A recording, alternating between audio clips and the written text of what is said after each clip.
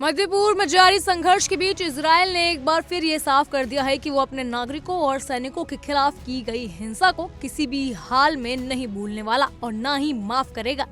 Cease fire के उल्लंघन के बाद इजरायल ने निर्णायक कार्रवाई करते हुए गाजा में हमास और इस्लामिक जिहाद के खिलाफ बड़ी सैन्य स्ट्राइक की है। कार्रवाई में हमास कमांडर मोहम्मद अल हबील और इस्लामिक जिहाद के वरिष्ठ कमांडर अल रिजियाना को मार गिराया गया।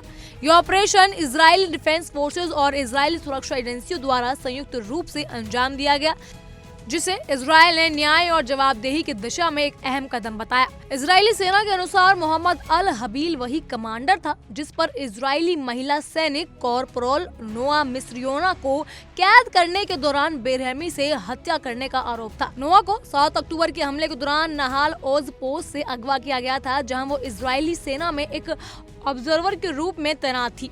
उनकी हत्या की खबर सामने आते ही इजरायल में जबरदस्त आक्रोश देखने को मिला था और सरकार व सेना पर दोषियों के खिलाफ सख्त कार्रवाई करने का दबाव भी बढ़ चुका था। आईडीएफ के मुताबिक ये एयर स्ट्राइक सीज फायर के खुले उल्लंघन के जवाब में की गई। इजरायली सेना ने बताया कि इस ऑपरेशन में अल हबील के पूरे सेल को निशाना बनाया गया था, जो इजरायल के खिलाफ हमलों में सक्रिय भूमिका निभा रहा था। सोशल मीडिया के जरिए इजरायली सेना ने इसे एलिमिनेशन की पुष्टि करते हुए कहा कि इस कार्रवाई से नोआ के परिवार को न्याय मिला और ये संदेश दिया गया कि इजरायल अपने नागरिकों और सैनिकों की हत्या करने वाले को कभी नहीं छोड़ेगा। इस हमले में मार गिराया अल रिजियाना इस्लामिक जिहाद का एक बेहद अहम चेहरा माना जा रहा था। वो उत्तरी गाजा ब्रिगेड का मुख्य कमांडर था और आतंकियों की तैनाती, संगठन की रक्षा योजनाओं और पूरे युद्ध के दौरान बंधकों को कैद में रखने की निगरानी की जिम्मेदारी उसी के पास थी।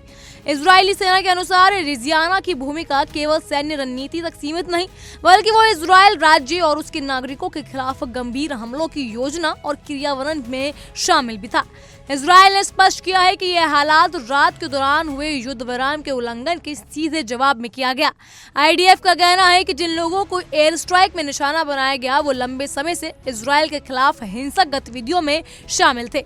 अली का मार जाना इस्लामिक जिहाद के लिए एक बड़ा सैन्य झटका माना जा रहा है, क्योंकि इस संगठन की उत्तरी गाजा में गतिविधियों का केंद्र स्तंभ था। इजरायली सेना ने दो टूक शब्दों में कहा कि वो अपने नागरिकों और सैनिकों की सुरक्षा को लेकर किसी भी तरह का समझौता नहीं करेगी। इस कार्रवाई के जरिए इजरायल ने ये संकेत भी दिया है कि सीज फायर का उल्लंघन करने वालों को कड़ा जवाब दिया जाएगा। आईडीएफ और आईएसए की संयुक्त कार्रवाई को इजरायल की उस नीति के तौर पर देखा जा रहा है जिसके तहत वो अपने खिलाफ हिंसा करने वालों को कभी भी नहीं छोड़ेंगे। बहरहाल इन सब पर आपकी क्या राय है, हमें कमेंट सेक्शन के जरिए जरूर बताइएगा। फिलहाल के लिए इतना ही। तमाम खबरों के लिए फॉलो कीजिए इंडिया डेली को।